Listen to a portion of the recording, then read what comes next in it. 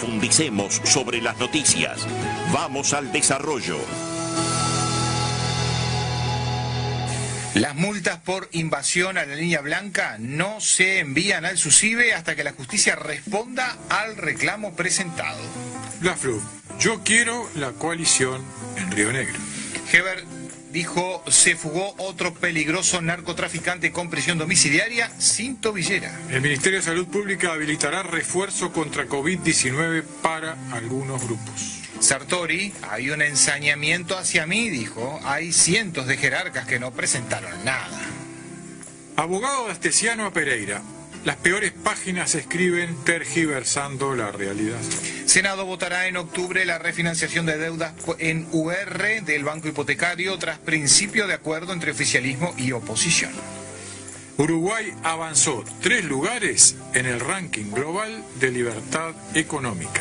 La Calle y Biden tendrán nueva reunión en noviembre por invitación de la Casa Blanca.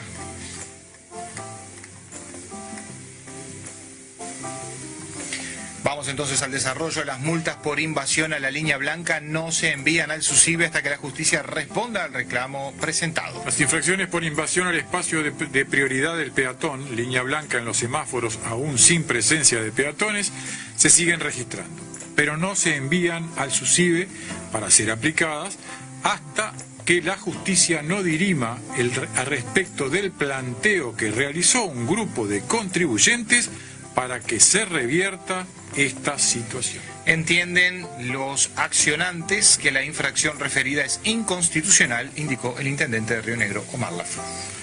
La FLUF, yo quiero la coalición en Río Negro.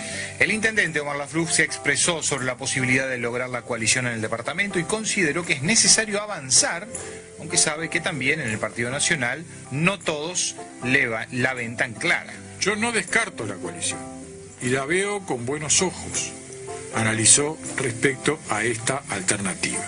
Hay compañeros que no la ven, hay otros que la ven, que vemos que sí.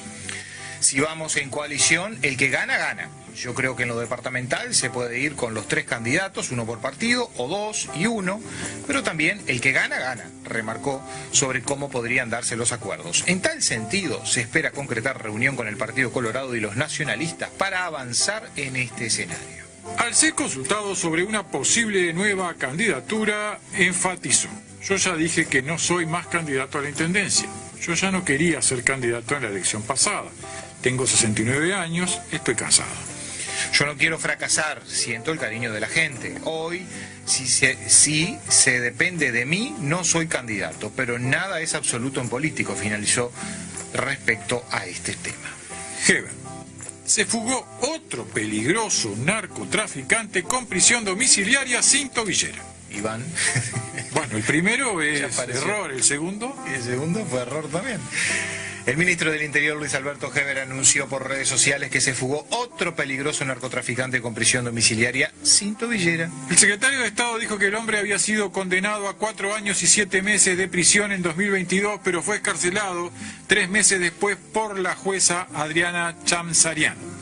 Pedimos que rápidamente se analizaran estas condenas domiciliarias, pero no llegaron a tiempo. Se fue, expresó. Ahora se investiga la veracidad de la documentación presentada para obtener el beneficio de la prisión domiciliaria, agregó el ministro. Heber dijo que es muy desalentador ver la falta de compromiso en la lucha contra el narcotráfico, muchos recursos, escucha, seguimientos para presentar a la justicia pruebas contundentes para que luego se determine la prisión domiciliaria sin tobillera, enfatizó el ministro. No es falta de prudencia, no es invadir competencias, es indignación. No vamos a bajar los brazos, concluyó el ministro. La primera semana de septiembre, la jueza María Elena Mainar determinó que otro narcotraficante, Juan Antonio González Vica, fuera enviado a prisión domiciliaria luego que su defensa presentara documentos que acreditaban que padecía una insuficiencia renal. A las pocas horas de haber llegado a su domicilio, rompió la tobillera y se fugó. La siguiente semana, la abogada González Vica y otras 2 personas fueron imputadas como parte de una organización que se dedicaba a falsificar documentos de presos para obtener mejores condiciones de reclusión. Ante esta situación, el ministro Heber dijo que el fallo de Mainari lo que desencadenó le indignaba por todo el trabajo que se hace desde el ministerio poniendo elementos de prueba para generar una condena, para después que se le ponga una tobillera que fácilmente se corta y no es para narcotraficantes peligrosos como este caso. Bueno. Esto mereció el reproche de la Asociación de Magistrados y del Colegio de Abogados. ¿Qué dirán ahora? Veremos.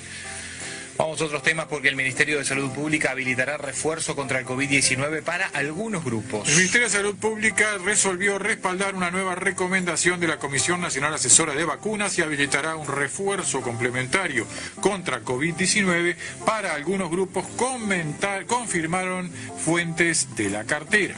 La comisión se reunió el 6 de septiembre a pedido del Ministerio de Salud Pública y recomendó brindar dosis de refuerzo anti-COVID para mayores de 70 años y a los mayores de 50 con algunas comorbilidades, señalaron los informantes. Se agregarán los inmunodeprimidos y personas con síndrome de Down. Además, se recomienda este complemento para las embarazadas. Lo que explicaron los informantes es que la fecha de comienzo de esta campaña estará en función de 2 parámetros. El monitoreo de la situación epidemiológica, que a partir de diciembre, un número importante de personas que conforman la población objetivo cumplirá 1 año desde que se recibe la vacuna, fecha límite de la protección prevista con aquel complemento. Señalaron que si se registra una suba de casos que suponga un punto de inflexión en la situación epidemiológica nacional, se buscará vacunar desde ese momento para frenar su potencial impacto. Esto fue lo que sucedió en la campaña pasada. El Ministerio de Salud Pública cuenta con informes semanales de COVID-19 a nivel nacional y realiza una vigilancia epidemiológica, sobre todo a través de centros Centinela, tanto de instituciones públicas como privadas, respecto a la evolución del virus. El ministro interino de Salud Pública, José Luis Tzadkian, dijo que las autoridades estaban haciendo un seguimiento de la situación en un contexto de contagios en Uruguay y la región, sobre todo en Argentina. Sartori. Hay un ensañamiento hacia mí. Hay cientos de jerarcas que no presentaron nada. El senador del Partido Nacional, Juan Sartori, se volvió a referir al fallo de la Suprema Corte de Justicia y a la posibilidad de ser sancionado por no presentar la declaración jurada de bienes de su esposa. Hizo hincapié en que es inadmisible lo que pretende el organismo de justicia. El origen del problema es la existencia del matrimonio y que hay una separación de bienes, dijo Sartori. A su vez volvió a ratificar que su declaración jurada es completa. Yo no soy omiso frente a mis responsabilidades, indicó, y expresó que el objetivo del Frente Amplio es utilizar el tema con fines políticos, sobre todo teniendo en cuenta la proximidad del ciclo electoral. Claramente hay un ensañamiento hacia mí. Hay cientos de directores de entes, de intendencias, fiscales, alcaldes y concejales que no presentaron nada y no veo la misma indignación. Yo presenté mi declaración jurada, pero no puedo obligar a mi esposa a hacerlo, concluyó. Hay que decirle a Juancito que si él presenta la separación, el documento de la separación de bienes, resuelve el problema. Sí, hablamos de eso. La Corte de Justicia dice que no está presentado. Bueno, él dice que lo tiene, pero no lo presentó. Tal vez también es un documento reservado. ¿Será? Bueno. Abogado de Astesiano a Pereira. Las peores páginas escriben tergiversando la realidad. El presidente del Frente Amplio, Fernando Pereira, se refirió a la formalización que realizó la fiscal Sabrina Flores al ex gerente de la empresa Vertical Skies, Marcelo Acuña, quien le había solicitado información de los senadores Mario Vergara y Charles Carrera al ex custodio presidencial Alejandro Astesiano. Es una de las peores páginas de la historia del Uruguay que en democracia se hagan espionajes a senadores y que no se haga desde una persona y que se haga desde una persona de tanta cercanía al presidente de la República como era el jefe de su seguridad, afirmó el líder de la coalición de izquierdas en conferencia de prensa. Horrible es que los senadores uruguayos pudieran haber sido extorsionados para levantar una denuncia en el puerto, dijo, y añadió que resta saber quién pagó por esas fichas informativas, porque a su entender alguien pagó para extorsionar. Los dichos de Pereira no cayeron bien en el círculo del ex custodio presidencial, que actualmente está cumpliendo condena por una serie de delitos. Ninguno de ellos hace referencia a la figura delictiva de cohecho calificado, que así se hará el delito que Sabrina Rojas intentará imputar a Acuña. El abogado astesiano Marcos Prieto respondió al presidente del Frente Amplio.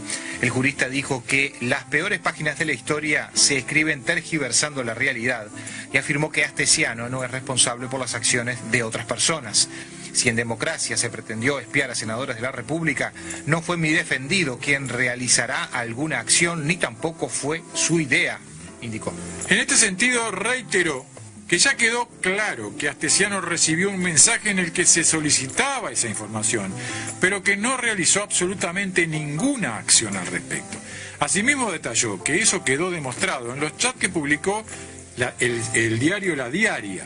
¿Vos te pensás que Fossati me hubiera dejado pasar esto?, cuestionó el abogado, quien reconoció que este tema fue uno de los temas que intercambió con Flores cuando Astesiano fue a declarar. Si Pereira tiene pruebas, que las aporte, porque en la carpeta investigativa no hay acciones que vinculen a Astesiano con alguna acción dolosa al respecto, concluyó el abogado del ex custodio presidencial.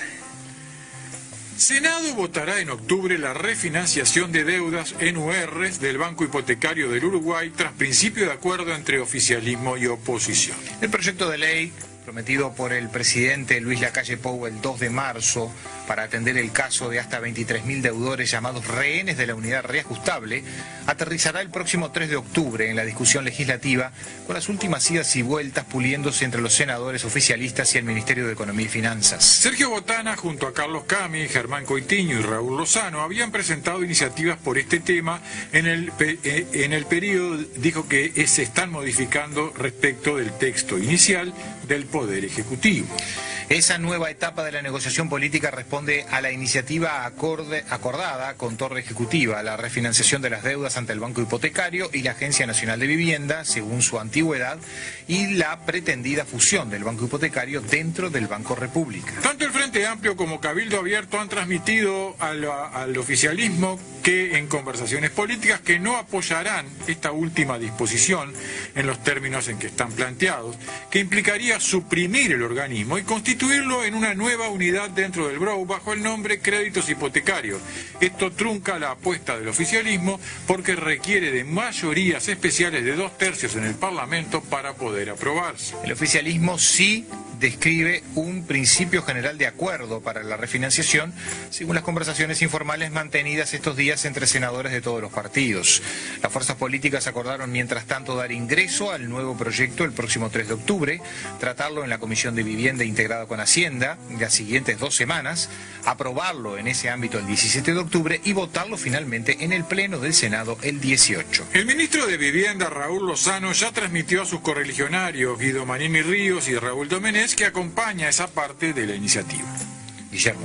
Guillermo, perdón. Por su parte, Vergara ha manejado en la bancada opositora la predisposición a acompañar la refinanciación. La oposición buscará incidir con propuestas propias. Una será que no solo se tenga en cuenta la antigüedad de la deuda, el proyecto establece soluciones escalonadas a partir de los 40 años desde que fue tomado el crédito hipotecario, sino también otros criterios como el valor de los inmuebles. El Frente Amplio reclamará por parte del Poder Ejecutivo una compensación hacia el Banco Hipotecario por estar renunciando al cobro de cuotas o intereses que, al fin y al cabo, son un activo de su cartera.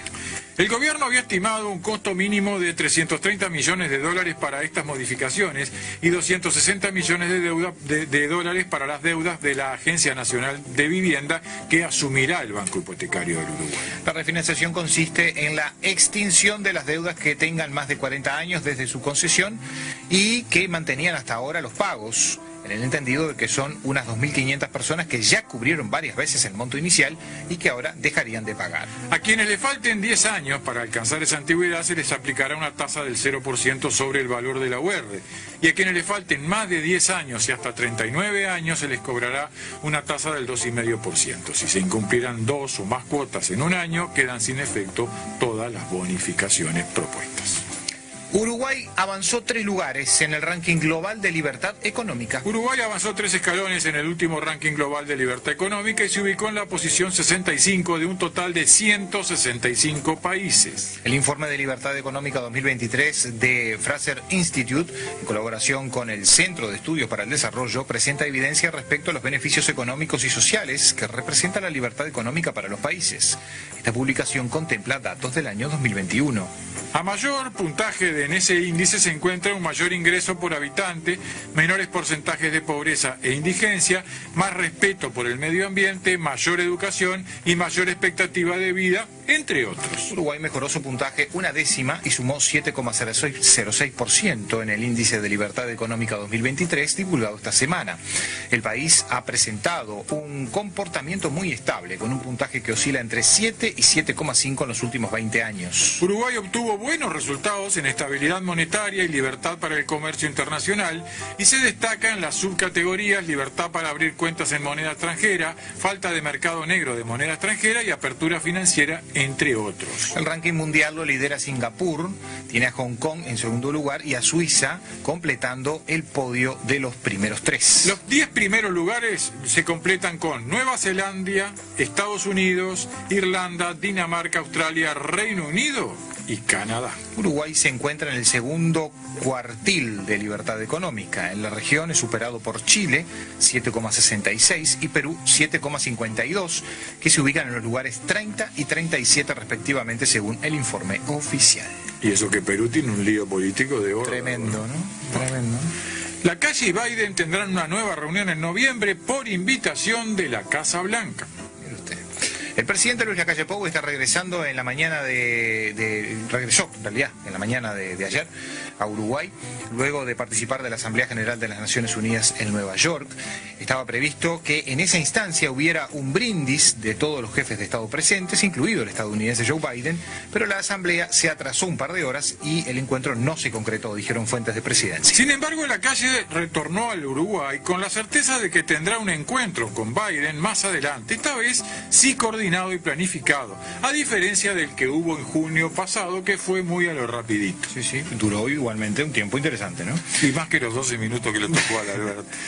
De acuerdo con las fuentes, la reunión surge por iniciativa de la Casa Blanca y ya tiene fecha. Va a ser el 3 de noviembre en Washington. También tiene un motivo: avanzar en la Alianza para la Prosperidad Económica de las Américas, la APEP por sus siglas en inglés. Se trata de un plan para 11 países, incluido el Uruguay, cuyo objetivo es promover la cooperación económica regional. La lista la integran Colombia, Ecuador, Barbados, Canadá, Costa Rica, República Dominicana, México, Panamá, Perú y Uruguay. Es el único país del Mercosur en que forma parte de estas negociaciones. La iniciativa fue lanzada por Biden en junio del 2022 en una cumbre con líderes regionales y forma parte de la estrategia del presidente estadounidense para tender lazos más fuertes con América Latina y la región.